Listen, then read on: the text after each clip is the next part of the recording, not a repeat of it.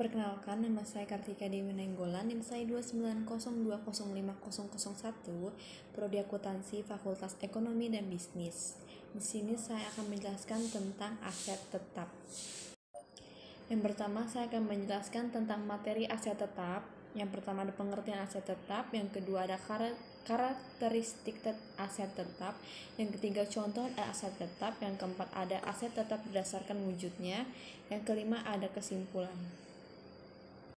Nah, untuk yang pengertian aset tetap adalah properti atau peralatan perusahaan untuk menghasilkan pendapatan. Aset tetap memiliki sifat jangka panjang dan tidak bisa langsung menjadi uang tunai dalam waktu 1 tahun. Berbeda dari barang investasi, di mana perusahaan barang inventaris agar mereka bisa menjualnya kembali secara langsung atau bergabung ke dalam produk yang akan dijual. Nah, untuk karakteristiknya sendiri untuk aset tetap, yang pertama mempunyai umur ekonomis dari 1 tahun. Karakteristik utama dari aset tetap yang mempunyai umur lebih dari 1 tahun dan dilaporkan di neraca sebagai peralatan pabrik, properti, dan sebagainya. Yang kedua, mengalami penyusutan. Aset tetap mengalami penyusutan atau penurunan nilai ekonomi dari tahun awal pemakaian sampai masa habis pakainya. Hal ini dikarenakan aset tetap digunakan secara kontinu untuk menjalankan kegiatan operasional sehingga mengalami penurunan kualitas. Namun hal ini tidak berlaku pada tanah ya. Nah, yang ketiga, dapat menghasilkan keuntungan bagi perusahaan.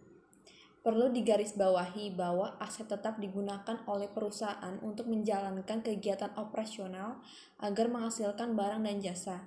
Nah, barang jasa tersebut oleh perusahaan dijual ke konsumen agar perusahaan memperoleh pendapatan.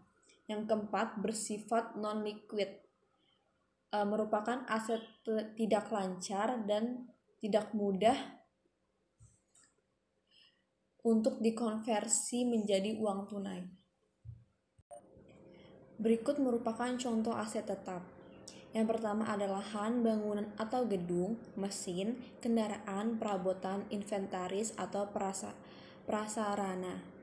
Untuk lahan merupakan bidang tanah yang terhampar baik di lahan kosong atau lahan yang di atasnya berdiri gedung, bangunan. Nah, di akuntansi semisal ada aset lahan yang tersedia bangunan, maka pencatatannya dilakukan secara terpisah, baik lahan dan gedung bangunannya. Untuk bangun atau gedung merupakan bangunan yang berdiri di atas lahan yang mana pencatatan harus dipisah dari tanah tempat gedung berada. Untuk mesin, yakni semua aset yang berhubungan dengan mesin, misalnya mesin produksi, mesin penggiling, dan mesin fotokopi. Nah, untuk kendaraan, misalnya saja ada traktor, truk, mobil, sepeda motor, dan lain-lain. Nah, untuk perabotan yang termasuk di dalamnya seperti meja, kursi, peralatan laboratorium, dan contoh lainnya. Untuk inventaris, yakni